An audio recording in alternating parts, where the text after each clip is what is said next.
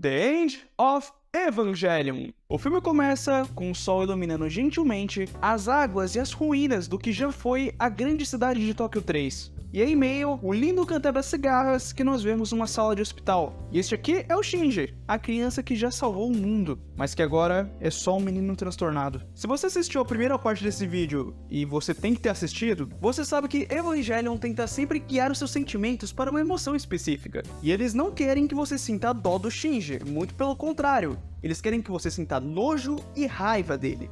Por isso, essa cena grotesca no hospital. Bem, eles conseguiram. O filme também dá um breve foco na Rei saindo de casa bem no meio da noite.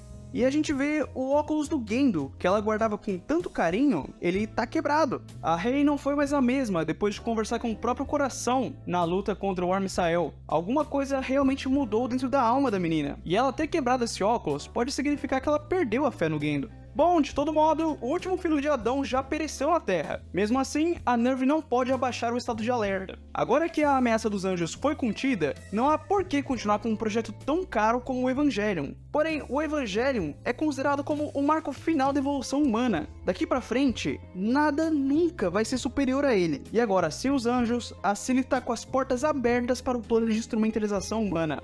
Meu querido, a partir daqui algumas coisas vão ficar bem confusas e muitas delas serão totalmente interpretativas. Vai do seu ponto de vista entender alguns conceitos. Eu vou explicar o que eu entendi. E eu também estou usando informações que eu tirei do mangá e do fandom de Evangelion, que por sua vez tiraram informações do joguinho de PS2, do Velho Testamento e de elementos da cultura hebraica e judaica. Então se prepara que o negócio é louco. E se você não assistiu a parte 1 desse vídeo, talvez você se perca em alguns momentos, mas tá tudo bem. Dito isso,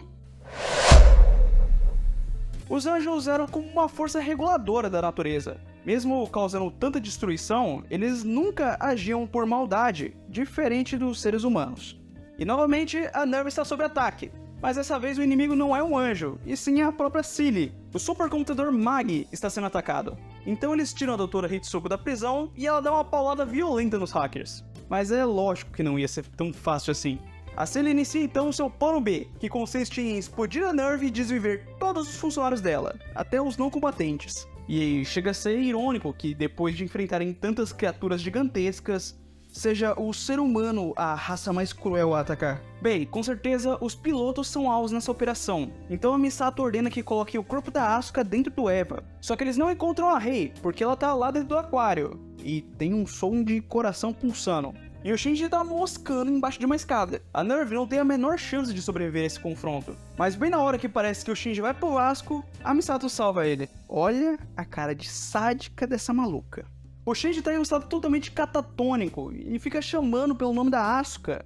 Não é possível que na NERV inteira não tinha um psicólogo pro moleque, velho. Enfim, tomara só que eles não taquem pedra, né? Olha a pedra! Pau! E com uma facilidade que nem os anjos não tiveram, o Geofront está finalmente aberto. A justificativa desse ataque é que a Cilly quer criar o terceiro impacto, e eu acho que já passou da hora de eu explicar o que realmente foram os outros dois. Há alguns bilhões de anos atrás, a primeira raça ancestral, que era uma civilização antiga super avançada, decidiu que iria espalhar a vida pelo universo. E eles fizeram isso através das sementes. O primeiro a chegar na Terra foi Adão, vindo em uma semente conhecida como a Lua Branca. E de Adão nasceram 15 anjos, dos quais você já conhece. Junto com essa semente também vieram os manuscritos do Mar Morto, uma espécie de bíblia com todos os ensinamentos que os anjos devem seguir para viver, e uma lança de Longinus, um artefato capaz de desabilitar o anjo caso algo dê errado. E bom, algo dá errado. Em hipótese nenhuma, duas sementes deveriam habitar o mesmo planeta, pois isso poderia criar um ser completo, um ser que poderia se assemelhar a um verdadeiro deus, embora na verdade fosse a verdadeira forma de um humano. Afinal, nós ainda somos a sua imagem e semelhança, e os homens e anjos são feitos das mesmas coisas. Mas se Adão é na verdade essa criatura de luz, então o que é aquela coisa embaixo da NERV que eu passei o vídeo anterior inteiro chamando de Adão? Bem, aquela é a Lilith. Assim como Adão, Lilith chegou na Terra como uma semente, a Lua Negra. A colisão foi tão brutal que os detritos lançados aos céus criaram a nossa Lua. Porém, a lança que acompanhava Lilith foi destruída no processo. Essa no seu peito é a de Adão. Esse evento ficou conhecido então como o primeiro impacto e fez com que Adão e seus filhos entrassem em hibernação. Enquanto isso, do sangue imperfeito de Lilith se fez o LCL, a sopa primordial. E dessa sopa nasceram as coisas vivas, incluindo o 18º anjo, conhecidos como Lilins, os falsos seguidores da Lua Negra, ou também como são chamados, os seres humanos. Sim, toda a humanidade veio do sangue de Lilith. Bilhões de anos depois, os manuscritos do Mar Morto foram encontrados, e depois de muito estudo, uma seita religiosa foi criada em torno disso. Essa é a Cine. No ano 2000, de maneira proposital e friamente calculada, a Cine despertou novamente Adão, e esse evento ficou conhecido como o Segundo Impacto. Uma explosão que exterminou mais da metade da vida da Terra e alterou totalmente o seu ecossistema. No final, Adão voltou a ser apenas um embrião, que é essa coisa na mão do Gendo. Esse é o Adão. E agora, o primeiro passo para instrumentalizar a humanidade, como dizem os manuscritos, é juntar Adão e Lilith. E como ambos estão literalmente nas mãos do Gendo, assim ele resolveu apelar para a ignorância. E olha, a Asuka acordou. Sozinha, presa no Eva que ela não consegue mais controlar, embaixo da água e sob ataque inimigo. Ela clama e clama pela própria vida, ela assume e admite que quer continuar a viver. E foi depois de revelar a verdade que ela desperta a consciência viva de sua mãe, e o Eva no processo.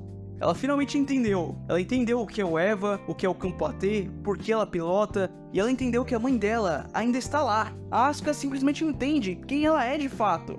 Nesse ponto da história, chega a ser até engraçado poder comemorar algo, mas a gente não vai comemorar por muito tempo. A Misato tá tentando fugir com o Shinji, mas ela foi baleada.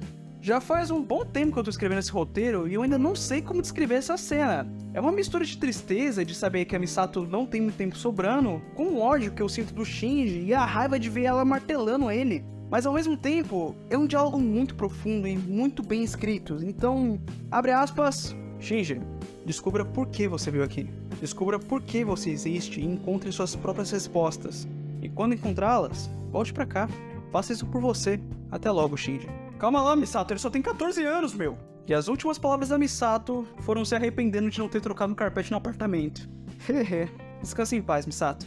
Plau!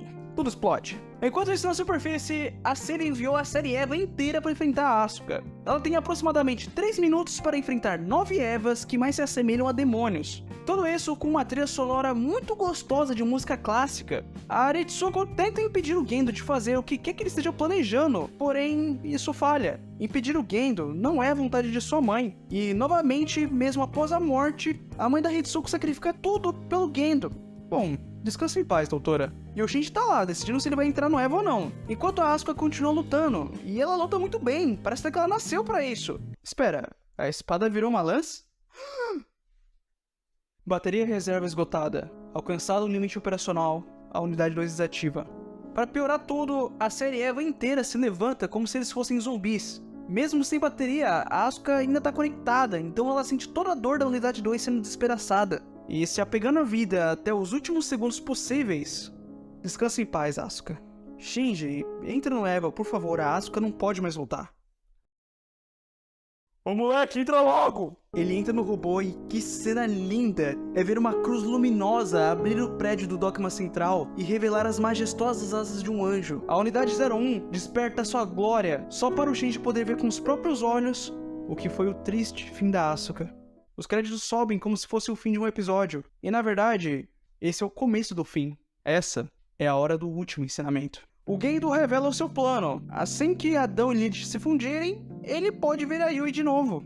Logo, bilhões de pessoas sofreram por causa da sede de poder desse homem. E agora mais bilhões vão por causa dos seus arrependimentos. O corpo da Rei está se desfazendo. O campo AT do seu coração não vai durar muito tempo. E é uma cena muito desconfortável quando o Gendo começa a unir o seu corpo fundido ao Adão com o coração da Rei e com seu ventre. Mas na mesma hora, ela sente o desespero do Shinji. A lança perdida de Longinus volta da lua e inicia o sacrifício. Os 9 anjos o crucificam e o ascendem aos céus. Esse desenho que os anjos formam é uma cabala, a árvore da vida. Ela representa os 10 provérbios de Deus em Gênesis. Porém aqui, ela está de cabeça para baixo. Afinal, na verdade, esse é o fim da vida. Lembra o que o Tabres disse sobre o campo AT? A luz da alma, o campo de força que existe em torno de cada coração humano, o que torna o ser único, porém solitário, e cria os conceitos de eu e de ego. Esse aqui é o justo contrário. O anticampo AT é a força que vai purificar o mundo e destruir o ego. Após a explosão, é revelada a verdadeira forma do Geofront, ou melhor, da Lua Negra, a semente que trouxe Lilith à Terra e possibilitou toda a vida humana. O negro berço da humanidade agora está de frente para os céus. E lá dentro, a Rei olha fundo nos olhos do Gendo e diz: "Você precisa entender que eu não sou sua boneca."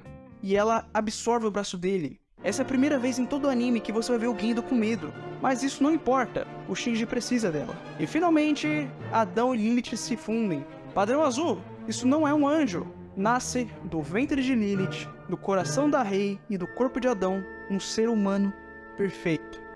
E pela destruição do ego do piloto da Unidade 01, começa a tão esperada instrumentalização humana. Mano, nessa hora minha cara tava igual a do Shinji, velho. Mas seria de grande surpresa imaginar que, na hora do fim, a alma poderia encontrar com seu conforto, afinal, você tá aqui, não é, Nagisa? O Eva absorve a lança e se torna a árvore da vida, o deus dos anjos e dos homens, o que controla o destino de todas as almas. Agora está tudo nas mãos do Shinji e no coração da Rei. E agora sim o negócio vai ficar bem louco. Gulf é um termo do folclore judaico que faz referência ao lugar de todas as almas. Os portões do início e do fim do mundo estão aqui agora para levar tudo de volta ao começo, ao mundo que Deus disse que era bom. O Anti-Kampate toma níveis exorbitantes, mas como último presente, as almas encontram conforto nos braços daqueles que amam, antes do corpo voltar novamente a ser apenas a sua sopa primordial, que é basicamente Fanta Laranja. O Gendo é o caso mais legal. Ele vê a esposa, o Nagisa e a Rei. E a gente entende que esse cara, que do início ao fim da obra parecia um monstro, era na verdade exatamente igual ao Shinji. Um gato assustado, com medo do mundo, medo das pessoas, incapaz de superar a perda. E ele encontra a paz sendo esmagado pelo monstro que ele mesmo criou. Eu acho que esse é o preço de amar o Eva. No espaço, os Evas se apunhalam com as próprias lanças. Nesse momento, conceitos como dor e prazer não fazem mais sentido, não são mais diferentes, ou nem sequer existem mais. E sim, isso aqui é o que você tá pensando e não tá de graça, beleza? É poético que o fim seja representado pelo símbolo da origem, já que estamos representando o parto de uma mente unificada em um corpo unificado. Ok, eu tô viajando demais, me desculpa. Dentro dos portões de Gulf, todas as mentes se reúnem em uma massa única, como se todos os seres humanos pudessem ver a vida do ponto de vista um dos outros. Aqui não existem mais segredos, todos os arrependimentos, todas as virtudes, tudo é visto, tudo é sentido. E o Shinji se faz de pobre. Eu quero te ajudar, Asuka. Eu quero ficar com você. E ele apanha. Na mente dele, ele deseja uma Asuka que cuspa na sua cara o fato dele não ter amor próprio. Ele deseja ser uma vítima. Mas aí você lembra que o Shinji é o porco-espinho. Ele está solitário não porque ele é a vítima, mas porque ele é uma ameaça. Ele pode machucar os outros. Ninguém o entende, mas ele nunca entendeu ninguém. Ele foi traído, mas ele nunca entendeu o que era confiar. Se o mundo fosse melhor sem ele, então ele não estaria lá. Mas ele está lá. Ele tem mãos e um coração.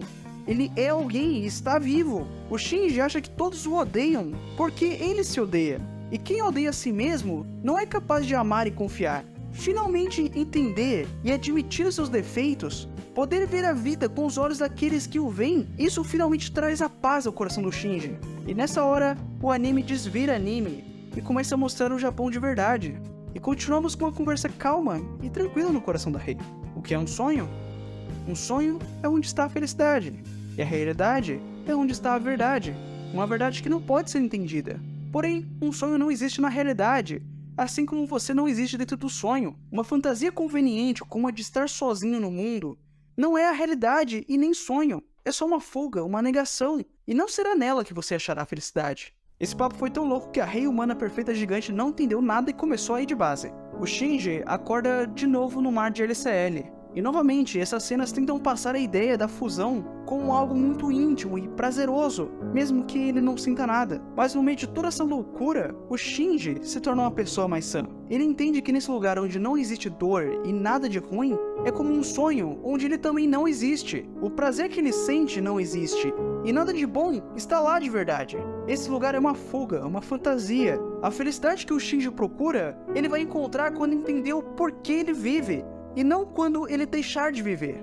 E vivo, ele vai saber que a felicidade, o ódio e o prazer que ele sente não são fantasias, tudo será real. O processo pode doer, e ele será traído de novo. Mas só assim ele pode entender o motivo de continuar vivendo.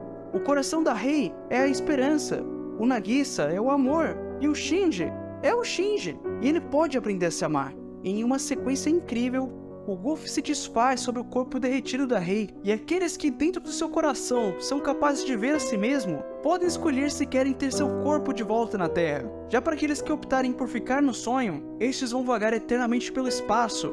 O Eba será como um deus e como uma arca, uma eterna prova da existência e do amor da humanidade. Bom, ainda faltou dizer de quem é a alma dentro do Eba, não é? Olha lá aí, o Shinji finalmente conseguiu se despedir da sua mãe.